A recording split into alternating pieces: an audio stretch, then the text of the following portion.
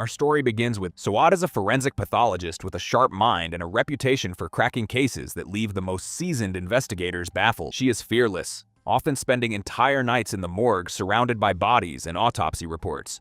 Her colleague, Maram, envies her courage, but Suad explains that her dedication is fueled by love. She works late just to ensure she can make it to her daughter Layla's sports competitions on time. To Suad, her career is important, but Layla is her entire world. Just as she's preparing to leave for one of Layla's big matches, Dr. Rashid stops her. He insists she can't leave because an emergency case requires her specific expertise at a crime scene.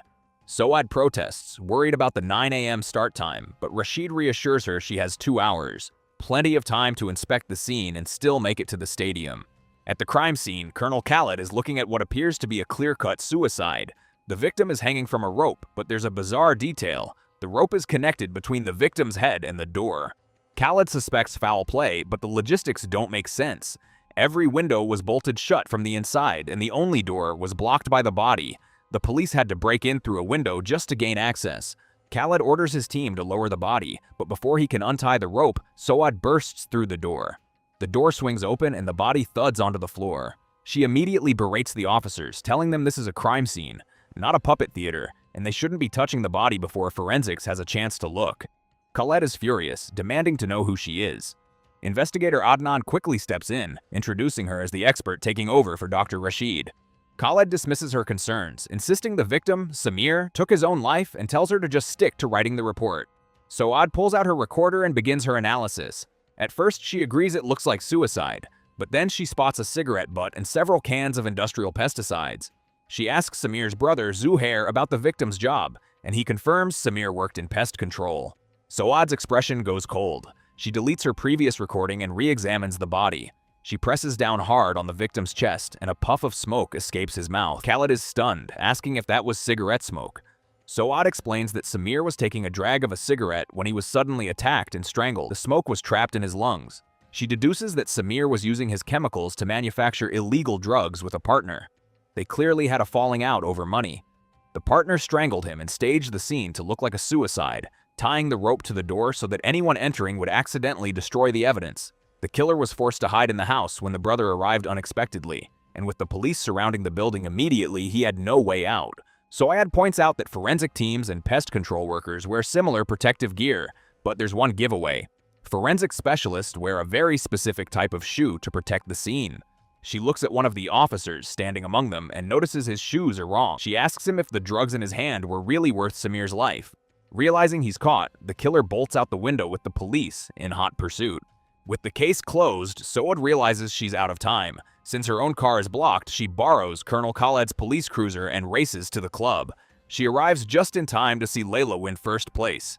Later, Khaled tracks her down at the club, screaming about his stolen car. Adnan calms him down, reminding him that Suad solved a perfect crime in a single minute.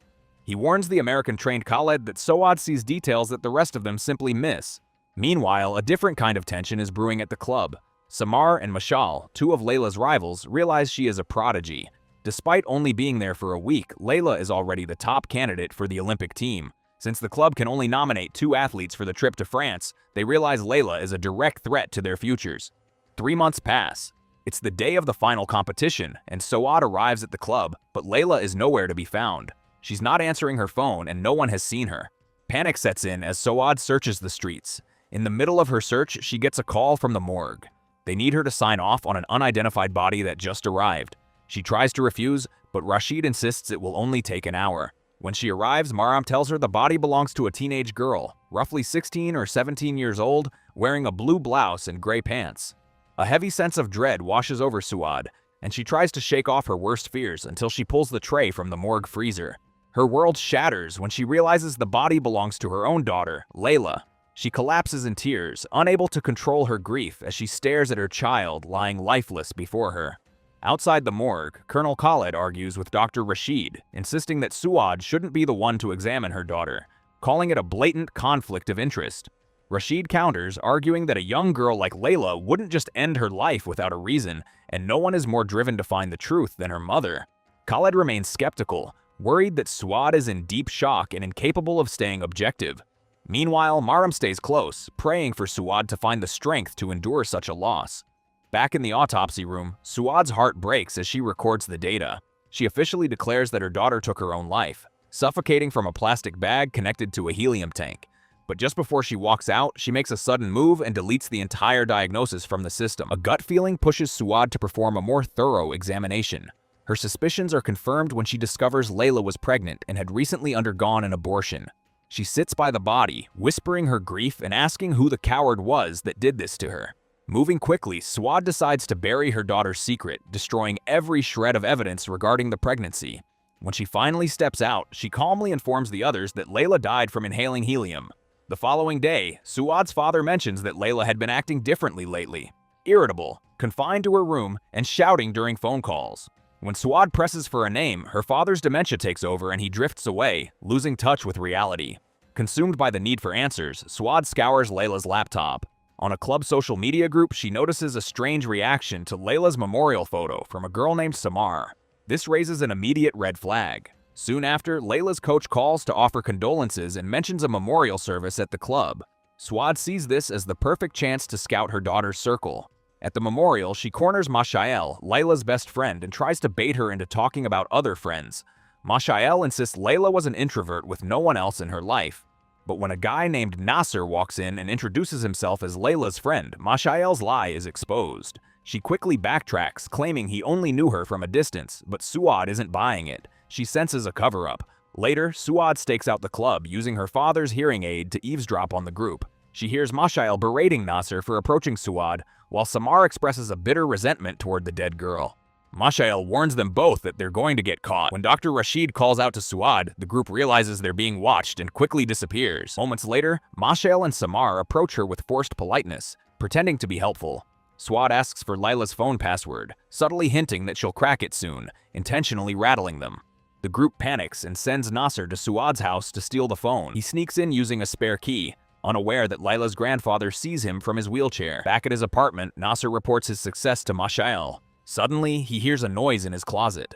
Before he can react, Suad emerges from the shadows and plunges a syringe into his shoulder. He tries to fight back, but the paralyzing agent hits his system instantly, leaving him frozen and helpless. Suad looms over him, telling him not to bother trying to scream. She explains that the injection has caused total paralysis, leaving him only able to move his eyes. She retrieves her daughter's phone and takes his as well, deleting a delivery notification to cover her trail. She realizes he's already wiped his own messages, but she tells him he underestimated her. She administers a second injection, sending him into total unconsciousness. To complete her plan, Suad cuts her leave short and returns to the lab.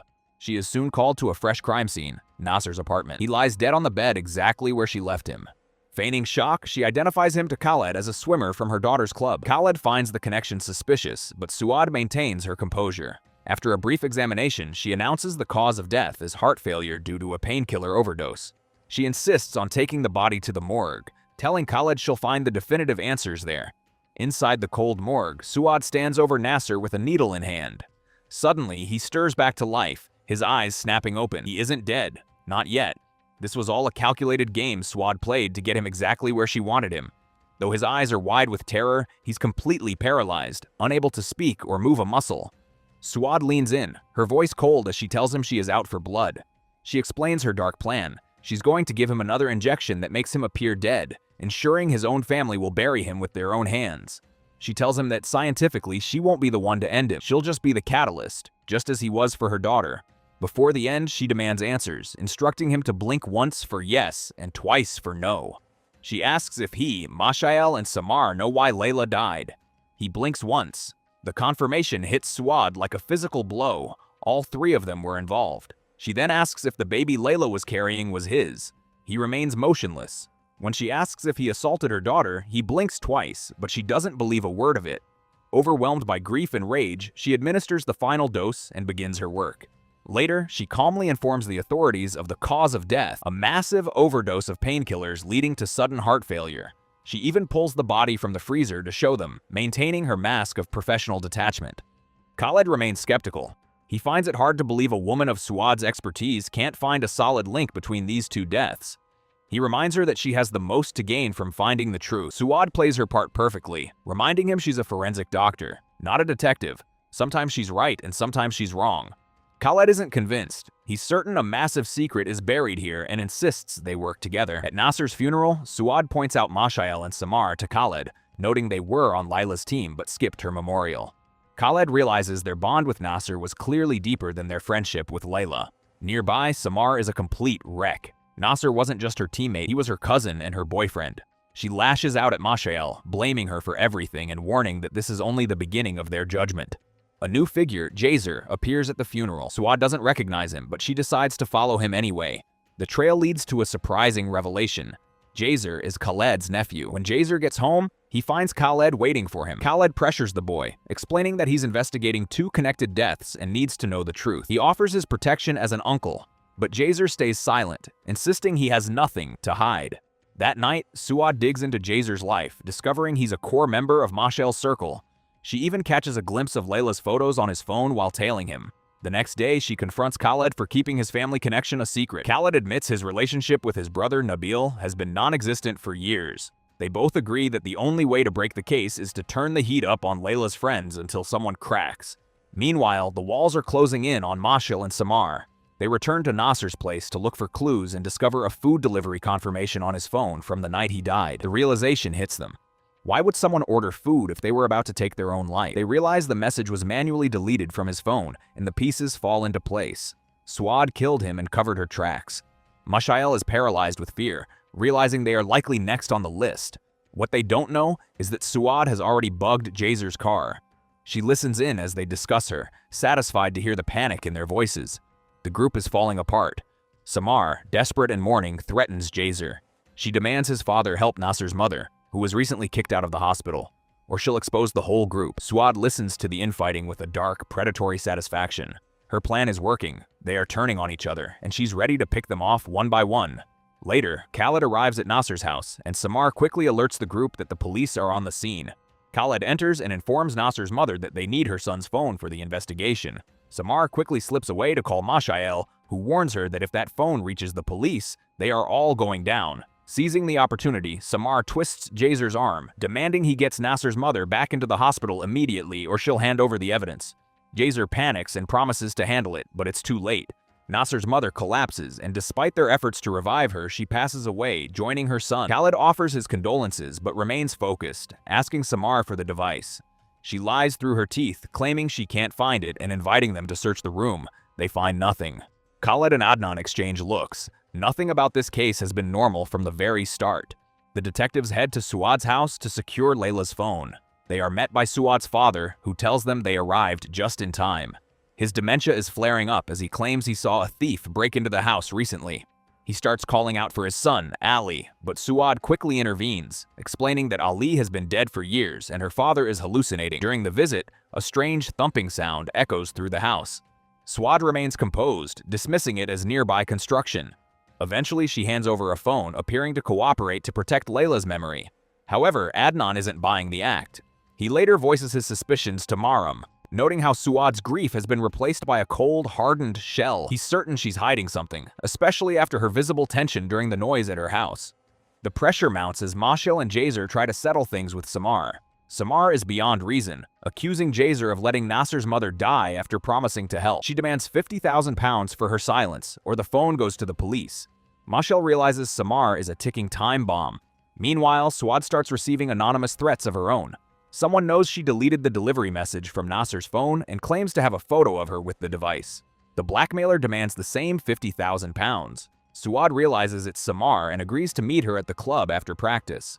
At the same time, Adnan discovers that Layla's autopsy report is suspiciously brief, lacking any toxicology or psychological analysis, a massive oversight for a professional like Suad. When the police try to access Layla's phone, they find it completely wiped.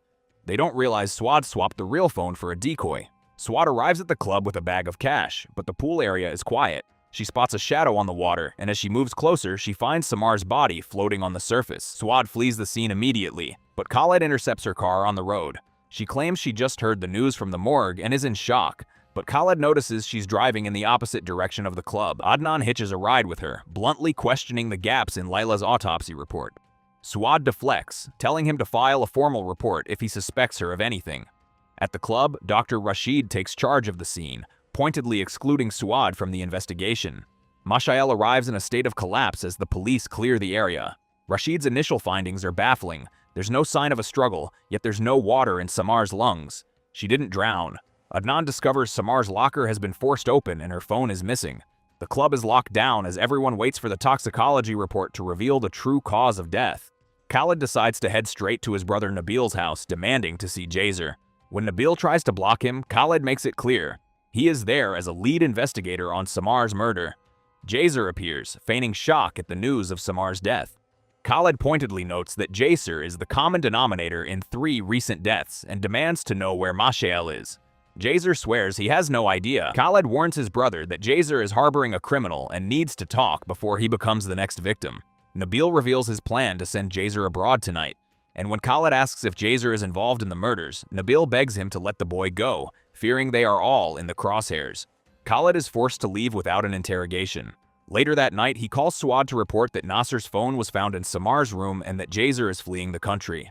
Suad is outraged that he's being allowed to leave, but Khalid explains he lacks the legal grounds to stop him. As Suad hangs up, the camera reveals she has Mashael tied up right next to her. The truth behind Samar's death finally comes to light through a flashback. The day before the incident, Mashael visited Samar, pretending to help her start over. While Samar wasn't looking, Mashael stole her asthma inhaler. On the day of the drowning, Samar used the tampered inhaler before her swim. The device didn't contain medicine. It was loaded with a powerful respiratory paralytic provided by Nabil. Mid-swim, Samar's lungs seized up and she drowned in a matter of minutes. Mashael then broke into Samar's locker to reclaim the evidence and her phone, but Suad was waiting for her in the shadows, neutralizing her with a sedative. After the club was cleared, Suad dragged the unconscious Mashael to the pool area. Back in the present, Suad taunts Mashael, showing her that Jazer is abandoning her to save himself. Suad uses Mashael's phone to lure Jazer back to the club with a threat to confess everything. When Suad removes the tape from Mashael's mouth, the girl lashes out, claiming Layla wasn't the innocent victim Suad thinks she was.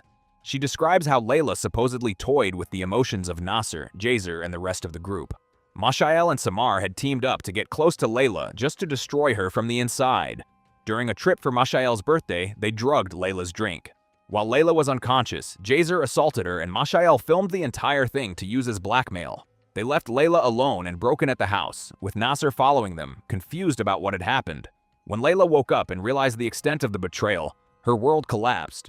Samar eventually sent the video to Nasser to force him back to her side, leaving him horrified by what his friends had done. The confrontation reaches its peak when Nabil arrives. Suad reveals she knew Nabil was the mastermind the moment she smelled the chemicals in Samar's inhaler. As a hospital director, only he had access to such a restricted paralytic. Nabil confesses that Layla had come to him for help after the assault. He initially wanted to help her, even considering a marriage between her and Jazer, but Jazer convinced him that Mashael would never stay silent. Nabil performed Layla's abortion but ultimately chose to protect his son's future over her life. When Layla threatened to go to the authorities, Nabil told her she'd be the only one ruined by the scandal. Driven by shame and fear, Layla took her own life that same day. Suad offers Nabil a dark ultimatum. If he doesn't kill Mashael and take the fall for the murders, she will release the assault video to the police. She tells him that if he truly loves his son, he must sacrifice himself. After Suad leaves, Nabil drowns Mashael in the pool and confesses to the police as they arrive. Meanwhile, Jazer heads to the airport, believing he's finally free. As he checks his rearview mirror, he sees a ghost. Nasser is sitting in the back seat. Before Jazer can react, Nasser plunges a syringe into his neck. Nasser is alive and well. Suad had faked his death, even performing a mock surgery on him to make the autopsy look real, and kept him hidden in her basement. Nasser reveals to Suad that he stayed silent about Layla's assault only because Nabil was paying for his mother's life-saving medical treatments. With the truth fully exposed, Suad's trap is finally complete. Nasser explains that they had him over a barrel, and he had no choice but to cover for them and stay silent. He swears he tried to help Layla but simply couldn't, begging Suad for one chance to help her get justice for her daughter. Since then, he has been her shadow ally. Suad introduces him to her father as a nurse, but the old man, struck by his resemblance to his late son, begins calling him Ali. It turns out that when her father looked toward the basement and called out, he was actually calling for Nasser. He wasn't hallucinating after all. The thumping the investigators heard earlier was Nasser's violent reaction to the news of his mother's death. Driven by a thirst for vengeance, he is determined to finish Jazer himself for throwing his mother out of the hospital and causing her death. Suad later stands over Jazer's corpse, wishing she could kill him 1,000 times over to soothe her daughter's restless soul. After they bury him, they finally breathe a sigh of relief, believing they have settled the score with everyone involved. Swad hands Nasser the bag of Jazer's money, telling him to take it and start over. She reveals that she never finalized his death report or uploaded it to the system, meaning he is officially alive and free to travel anywhere without fear. He is ecstatic, but suddenly his wound reopens.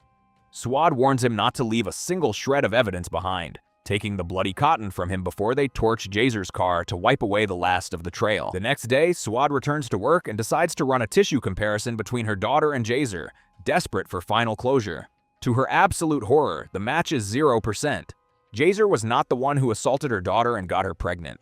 Her mind races, wondering who the real culprit is, until she remembers the blood sample she took from Nasser. She runs the test and the results hit her like a lightning bolt, a 99% match. She can't believe that the real monster has been standing right in front of her this entire time, and she is the one who helped him escape. The truth comes flooding back. Nasser entered the room and assaulted Layla right after Jazer left. When Samar showed him the video of Jazer, he saw it as his ultimate insurance policy, a way to pin everything on Jazer since all the evidence already pointed his way. Swad frantically tries to call Nasser before he can leave the country, but he ignores her. She sends a desperate text warning him not to travel because his file has been reopened. Just as he approaches the ticket counter, he panics and calls her back. She lies to him, claiming someone is digging into the case and her assistant accidentally signed off on his death file. On paper, he is now officially deceased.